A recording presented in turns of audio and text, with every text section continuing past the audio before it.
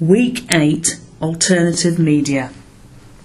Welcome to Week 8, where we will explore different areas of, let's call it, the moving image industry, because there are lots of non-traditional opportunities in an ever-changing and expanding industry if you know where to look. In this session, I will get you started with a brief rundown of the different opportunities and details of one organisation that works in this field. Your assignment, part 1. For your assignment this week, I would like you to source another 3 contacts in each area. Choose one area of particular interest to you and present a more detailed profile of the organisation and the opportunities, if any, they offer newcomers such as yourselves. As you embark on your writing careers, the more industry contacts and information you have, the better. No one can do this for you. It is up to you to establish a viable, useful contacts file. Be discerning. There is little point accumulating information about areas of the industry that are of no real or useful interest to you. These are the areas we're going to cover this week. 1. Advertising.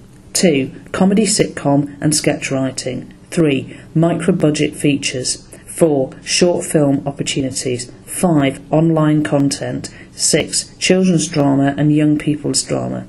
7. Non-broadcast campaigns working for commercial organisations or charities. 1. Advertising. Working in advertising is certainly lucrative but also very competitive. There are directors dedicated to making commercials, but many use directing commercials as a method of earning money, and then in their downtime they develop their own feature projects or try to break into directing television dramas. Very well-known directors like Shane Meadows and Ken Loach direct commercials, so where do writers fit in?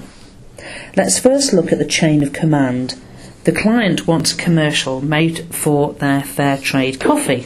The client gets in touch with advertising agencies and invites them to tender for the job.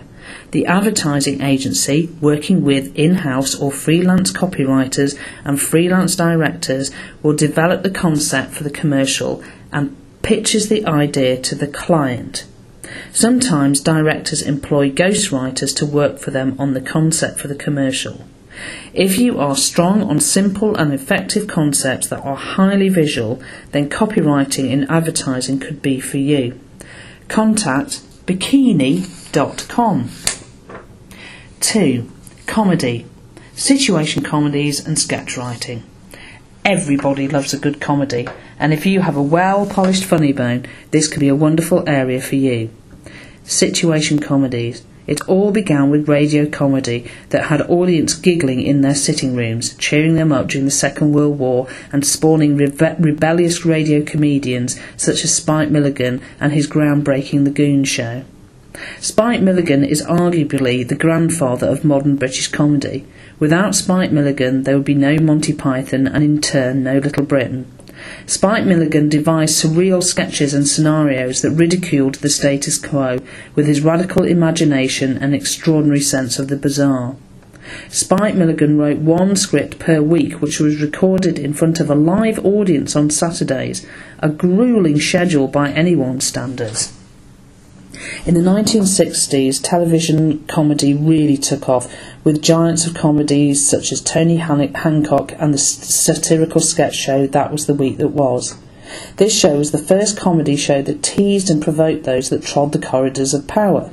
It was televised amongst other huge audience pleasers such as the rag trade and On the Buses, and so it is here that we can begin to compare 2 distinct approaches to comedy.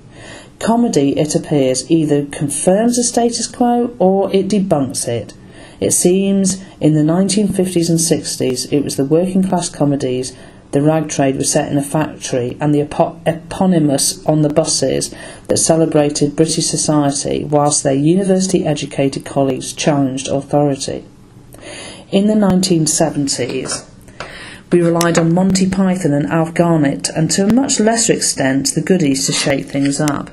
The schedules were awash with lower middle class conservative with the big and small C comedies such as Man About the House, Love Thy Neighbour and Terry and June. These were absolute There were absolute classics such as the inimitable Dad's Army and Step-Turned Son, but we had to wait till the 1980s for the young ones and not the 9 o'clock news to change things for good. The Young Ones was the first broadcast on the newly launched Channel 4 television in 1982. Let me do that again, sorry. The Young Ones was first broadcast on the newly launched Channel 4 television in 1982. As its title suggests, it was specifically aimed at a youth audience and therefore the very first of its kind. Before it came along, teenagers were expected to watch television comedy made for their parents. From now on, comedy audiences were divided, with youth audiences wanting their own comedies that spoke to them about their lives. Since the Young Ones hit our televisions, situation comedy has fragmented into shows aimed at specific audiences, never more so than in the digital age we find ourselves in now. Look at the variety of comedies currently broadcast. BBC Three specialises in younger audiences, with the long-running show 2 Pints of Lager leading the way. Meanwhile, on BBC One, there are still the family-formatted shows, such as Outnumbered, which takes a new look on the contemporary family. Channel 4 really pushes the youth audience boat out with amazing comedies such as The Mighty Boosh, The It Crowd and Green Wing. It's very difficult, almost unheard of, for new writers to have their own original scripts picked up, developed and broadcast. New writers can, however, find themselves writing jokes, scenes and whole episodes for existing comedy dramas. Sketch writing. This is a really interesting area because very often writers start their comedy careers writing sketches for the theatre and radio, and indeed television. Incidentally, some of our favourite comedies of recent years, such as Goodness Gracious Me and Alan Partridge, began life on radio. As I mentioned before, sitcoms and sketch shows on both radio and TV rely on the talents of a pool of sketch and joke writers. Once these writers have cut their teeth writing sketches and jokes, they will be encouraged to develop their own show formats. So, how do you get a job on an existing show? There's one answer for that. Be funny. Practice writing sketches and scenarios and then find a way of getting your material seen and heard. Script editors and producers trawl the major comedy festivals and comedy venues such as the Edinburgh Fringe Festival, which is rammed full of every type of comedy show. I would highly recommend visiting such a festival to find inspiration and make contacts. So many comedy writers and performers used to and still do perform at the festival. What about putting a show together yourself and taking it to Edinburgh? Channel 4 and the BBC's Writers' Room often run comedy sketch writing competitions, and I think they are well worth entering. Even if you don't get selected for production, it will be great practice. Contacts: hattrick.co.uk. 3. Micro-budget feature film making. What do I mean by micro-budget and what are its definitions? Micro-budgets can mean making a film on your credit card to securing $300,000. There are 2 avenues to pursue to make your own micro-budget feature film. Make it yourself or apply for one of the micro-budget schemes available. If you decide to write and produce your own feature film, there are things to consider, especially if you don't have a handy trust fund to tap into. Firstly, write a good script.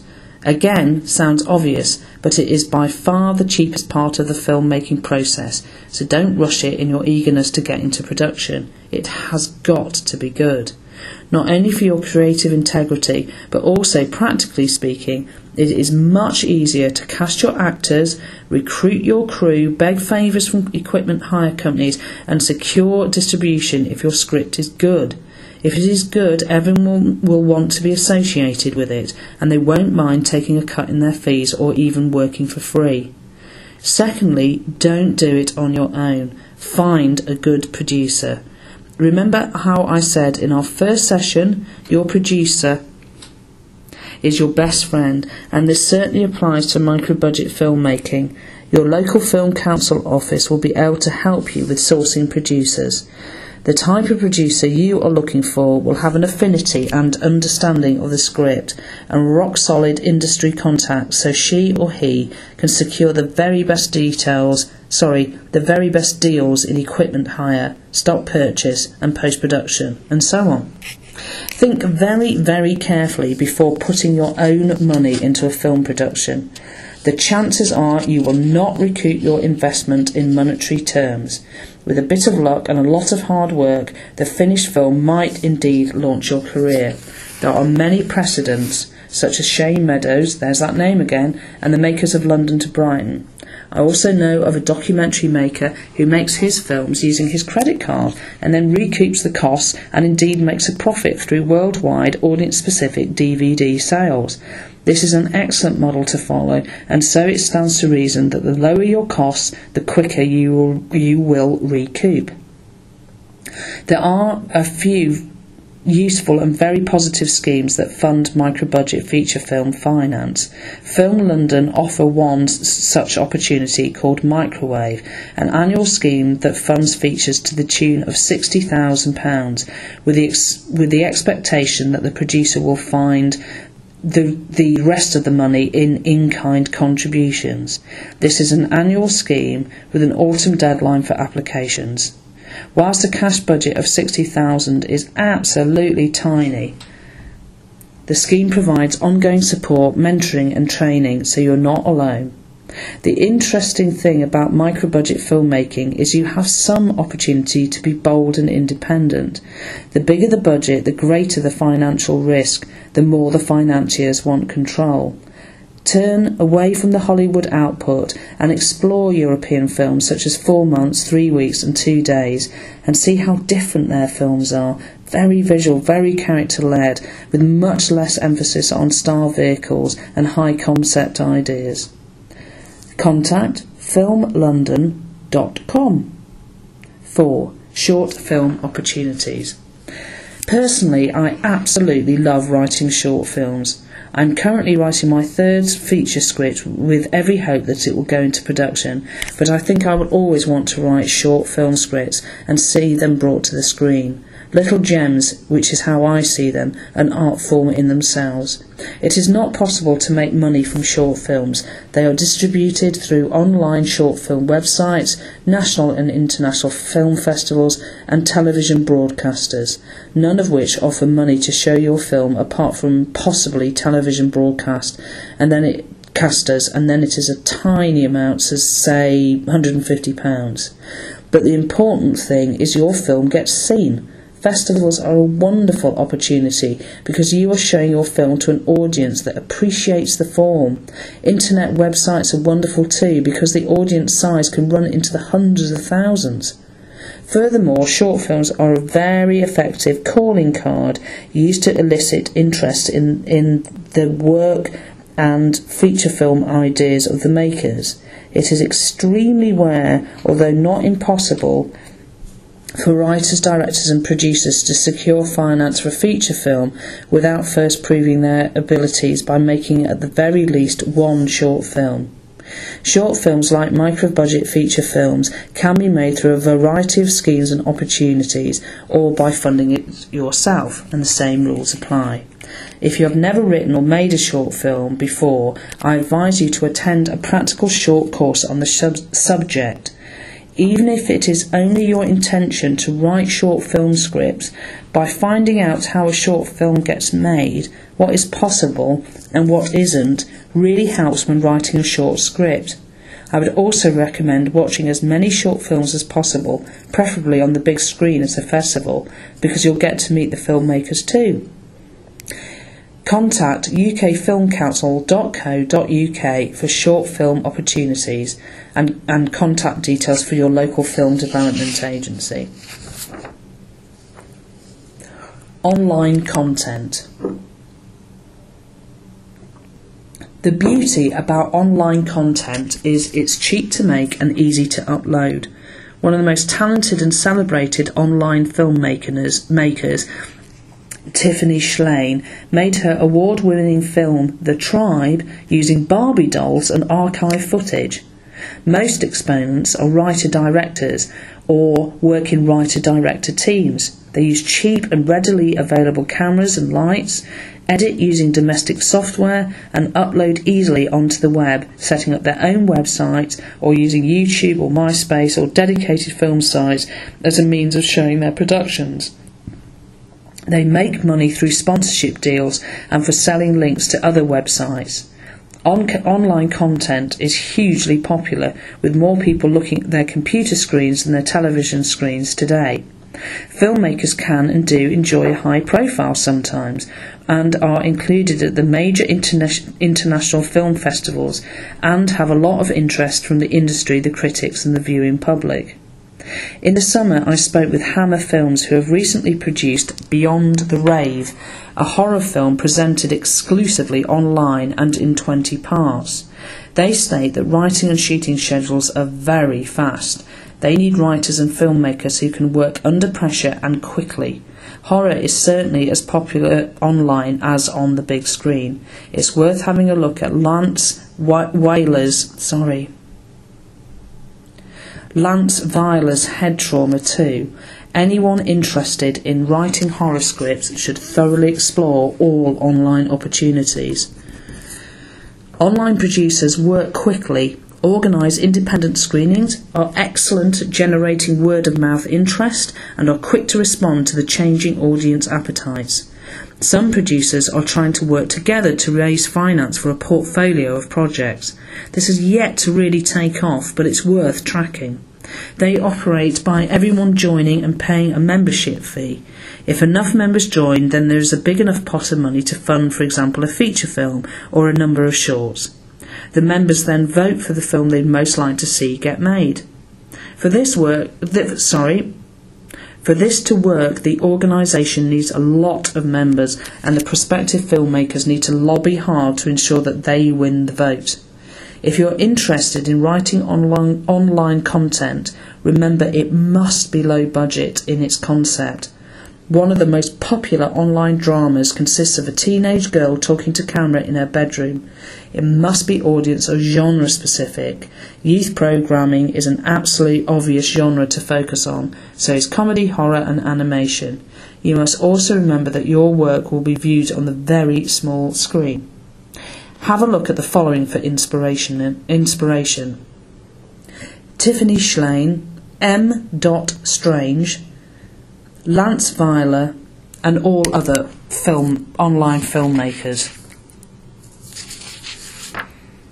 Hammer to look at Beyond the Rave, Sundance Online for news and films, Annie Boom for animation shorts, Indiegogo online producers membership group. 6. Children and young people's television drama. Have you got an interest in and an affinity for preschool aged children, children from 7 to 11 or young adults? If the answer is yes, then writing drama for children and teenagers might be for you. If the answer is no, then do not see writing for children's TV as an easy option when what you really want to do is write for spooks. Writing children's television drama is highly competitive, with the very best writers working in the field. Again, there are very few opportunities for new writers in children's drama. For a start, I'm sorry to say that the British broadcasters, in particular ITV, have reduced the amount of productions and depend more on bought-in product. Secondly, they might not trust a first-time writer with their beloved productions. If you are interested, you have two routes: working on an existing television drama that accepts first-time writers such as Doctors on BBC One, and then make contacts with children's producers. Alternatively, acquire an agent, more of this in week 10, and write a speculative script aimed at children and about children that your agent can show to children's drama departments of the broadcast companies. Be very aware of your target age group. My Parents Are Aliens worked for 7-year-olds and upwards. Skins on Channel 4 is for teenagers, as is the long-running Hollyoaks, whereas my friend has just produced Big and Small that has preschoolers glued. Study as many children's dramas as possible. If a producer or script editor from an existing show is interested in you as a writer, then they will expect you to know the series inside out. Contact bbc.co.uk/writers room. 7. Non-broadcast campaign tapes for commercial companies and public or charitable organisations. A good friend of mine works as an editor and documentary maker for Oxfam. She produces short educational or fundraising documentaries available online and for DVD distribution. These documentaries or feature items are not for mass audiences. Instead, they are used for lobbying or educational purposes and are focused on very particular target audiences. Sometimes those audiences can be a very small group of potential sponsors. Sometimes they are used to encourage volunteers to raise money.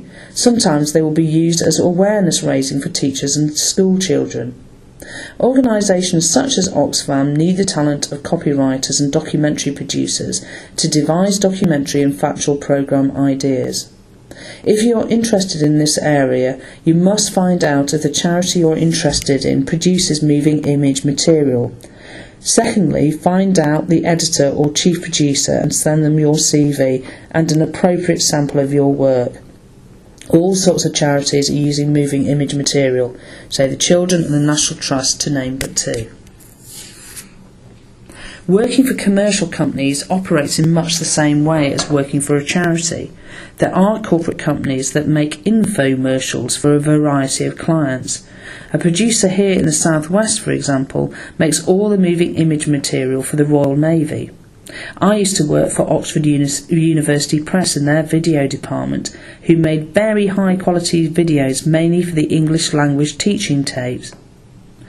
For your second assignment, please select 2 alternative media, one you are most interested in and one you are least interested in. Next, I would like you to write a short synopsis of 200 words describing your idea, then write the opening scenes for both. You are free to choose an area not covered here, such as animation or anime. Movie of the Week: Shaun of the Dead. This was produced by the low-budget wing of Working Title, but sadly this part of Working Title's company no longer exists. Portfolio of ideas. Before making your final selection, you might want to consider your second assignment worthy to pursue as your final project. Ends.